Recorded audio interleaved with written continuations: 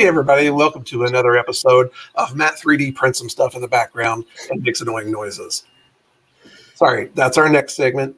This is Tech Talk Tuesday. It is the 9th. We made it another week. Congratulations. Neal, how are you doing? I'm great. I am hanging out in Colorado right now, so I am loving life. Well, not enough about the fun that you're having, and I'm not. No, that's awesome, man. I'm glad you were still able to join us. Whoever us is, I don't know. We'll see, right? Right. Yeah. So Tech Talk Tuesday, obviously, we're those guys that are bringing you the latest kind of tech news. We've got an interesting kind of mix of things today. And so first up is actually we'll go live. We haven't done this in a while. We're going to go live in the studio. Get ready for the yeah, right. So Gizmodo's got this great report for a site that spits out AI-generated rejection emails, and this made me real happy.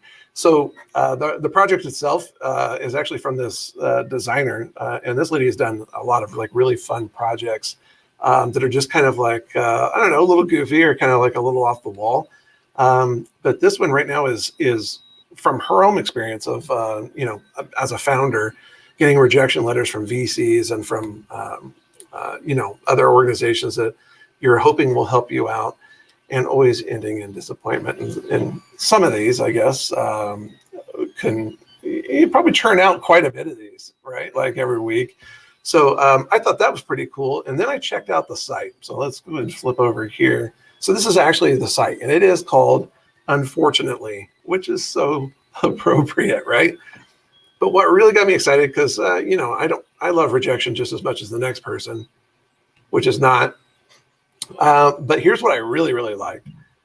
I like to see that they got the startup rejection generator. You can see a little sample, but oh, buddy, candidate rejection generator. Oh, this made me so happy. Along with the movie TV pitch rejection generator. Now, again, not probably going to affect my life, but it's still, I got pretty excited. Neal, you and I have definitely received at least a couple of these rejections for candidacy in opportunities at companies. What do you think? This seems like fun. Yeah, this seems like not something I would use professionally, but something that is going to be so much fun to play with. When you sent this to me, I immediately was like, oh my gosh, yes, this is amazing. I really, really love it just because like I don't care to like put in the effort at times to like truly give some sort of rejection. Just the copy paste aspect of it just like hits right at home for me as a developer, just copying and pasting code all over the place. Oh yeah, I love this, and they even have a pro version of this if you want to pay them. Their pro plan I think starts at it's like roughly $25 a month, but it actually comes with an even more enhanced AI. Lets you kind of pick from 4 possible tones. But I love this. It kind of reminds me of, I don't know if you ever saw this, but Monty Python's website back in like the early 2000s had a spam capability where you could go on and choose from a few drop downs, put in somebody's email, and it would send literally spam to them, and it would say some pretty terrible stuff. I might have abused that quite a bit. So, but yeah, I love this. It's at least a fun and cheeky use of AI when it's not trying to take over our planet. Yeah, for sure.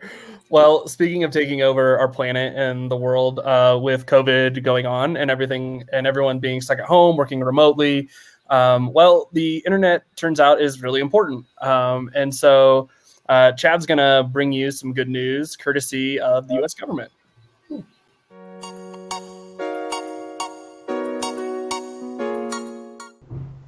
It appears last week that U.S. senators from both parties finally found something that they could agree on.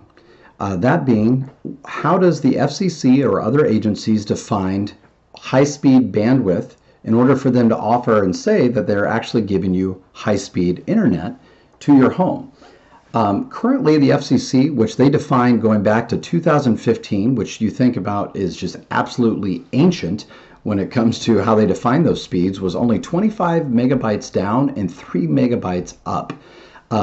The letters that was written by the U.S. senators that are demanding that these agencies quadruple the requirements, so i.e. the internet service providers are going to provide you 100 megabytes down and 25 or so up upload speeds, so then they can say that they're truly giving you high speed. Now, we went super high tech this week to show a little graphic that I designed, and I want to show that here's what I'm talking about. I'm saying when the internet comes into your When the internet comes in, when the internet comes into your neighborhood, it'll come into a junction box and it'll go along and it'll go into these various different homes. I gave an example of like if you're the fifth home in a long stream, it's very similar to water pressure, whether you've ever stayed in a hotel and you notice in the morning hardly no water pressure. Most folks don't realize that that's how truly the internet works unless you're coming in. Now, to run a simple test, we pay for extra internet at our home. We're paying for speeds of download speeds well over 100 and upload speeds of over 25.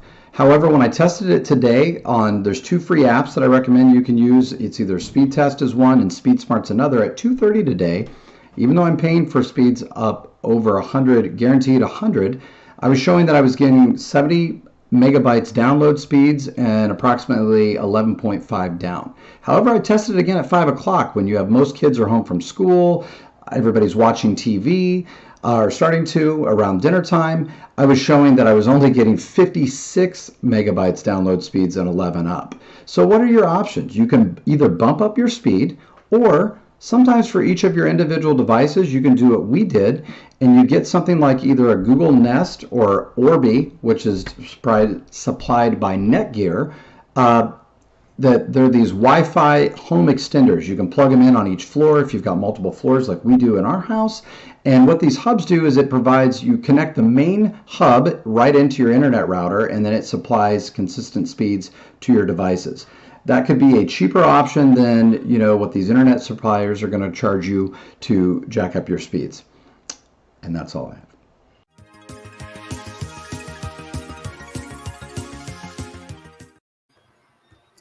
Neal, buddy, what did you think about the infographic that Chad put together? Oh, it was fantastic. I feel like it seemed professionally designed. I mean, it's better art than I could do. So, well, you know what? That's fair. Yeah. You know what? Yeah. So I appreciate that, Chad. That was a good take on a couple of different things, actually. One, I think it's interesting that the categorization of broadband hasn't been raised for a while. 6 years, is that a long time? I don't know, maybe.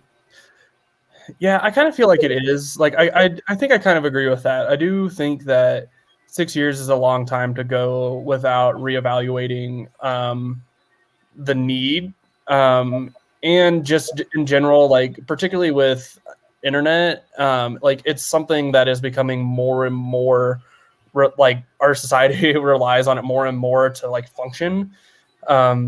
And yeah, I mean, I think that 6 years is a long time to go without reevaluating like what is high speed internet. Now I said when I saw this article that 25 down and 3 up is still pretty good. Like I wasn't like, that's nothing that's like terrible. Like you can certainly get by with that amount.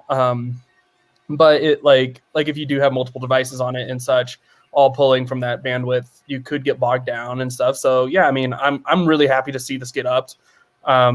This is a utility that a lot of people use, pretty much everyone, and it's a very important one. So yeah, I think that's interesting.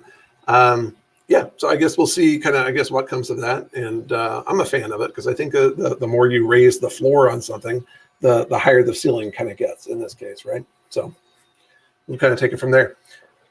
So it looks like we have a viewer question, Neal. Oh, do we, Matt? We do. Well, I believe that question is, what cool tech are you and I actually looking forward to? Would you like to go first, Matt? No, but I will. So like, I feel like till I'm blue in the face, I've been talking a lot about VR lately. That's what I think I'm really, really following along. I've been just captivated by my own experience with like the Oculus Quest 2 and all the apps that are kind of being built kind of for that format. And then you may have caught that Oculus has been teasing lately that there might be a Pro line coming out. So they're probably, I guess they're taking notes from Apple. Like, how can we offset some of these the prices? So, but I'm a huge fan. I think anything that ups the display on this and the battery life and things like that without going back to this like really heavy, clunky headset, I'm a huge fan of. And I think, we're right on the cusp of being able to do some really cool work, actual like all day work in kind of a VR environment. Maybe some already are. I'm not ready for it yet. But, maybe with this Pro line or whatever comes, I guess, right after, that might be a reality. Yeah, that's interesting because one of the technologies that I've been really excited about, and we've actually talked on the show, is from the company NextMind that is doing some of the like mind control stuff with VR. And so, yeah, I think it's really funny that you went with VR, and here I am as well. But yeah, if you're not sure or you don't remember what NextMind is, it is a company that is using like VR, so specifically the Oculus Quest, and they have this pad basically that goes on the back of your head, and as you're looking at something, you can tell it to like click on like a circle, and it's not tracking your eye movement or anything. It's all neural inputs going into that. So yeah, that's something that I'm really excited about because that technology could be used in a lot of different areas. And really, it's such a new field of technology that we're not even really sure what all we can actually use that for. So yeah, so I mean, that's what I'm really excited about. That's what I've been following, trying to keep up on that. I'm not sure I want to pony up the $300 it is, or $300 or $400 it is to get one of these developer kits, but Yeah. but yeah, that's definitely something that I will be keeping an eye on. I'm a huge fan of that as well, because I think technology that caters to my laziness. I don't even want to move. So if it could just know what I wanted to do, but it makes me wonder what my code's going to start looking like. Don't answer that. I know what you're going to say. Don't answer that. Yeah. What's it look like right now? But yeah, no, I think another thing that I saw, and I know you saw because you commented on it this week, was Tesla actually like doubling their self-driving beta. It's something that you and I have been keeping a really close eye on, and it's kind of exciting that it's getting even closer to being a reality that cars will be driving themselves. So yeah, super exciting. I'm trying to figure out, how do I get in on that? Right. But, yeah, it's classic Elon, right? He always makes these big claims and stuff on Twitter, and then we're left to try to guess at how that might be implemented. But I don't know. Here's hoping. I mean, he figured out Tesla, right? I mean, well, with that, that's all we have for today. So thank you for joining us on this edition of Tech Talk Tuesday. If you want to read up on anything Matt and I talked about, you can find it in the description below. We'll even put some links for the things that we were talking about with the Oculus Quest and NextMind as well. If you want to have your question answered on air, hit us up on Twitter. Matt's Twitter handle is @TheMattRay, because again, there is only one of him. And mine is @Neal Tardy, because I am basic. While you're down, checking out the articles, go ahead and give us a follow or subscribe. That way you don't miss any future editions of Tech Talk Tuesday. We go live every Tuesday at 7 p.m. Eastern, or 5 p.m. where I am right now. But with that, that's all we have. So we'll see you next Tuesday.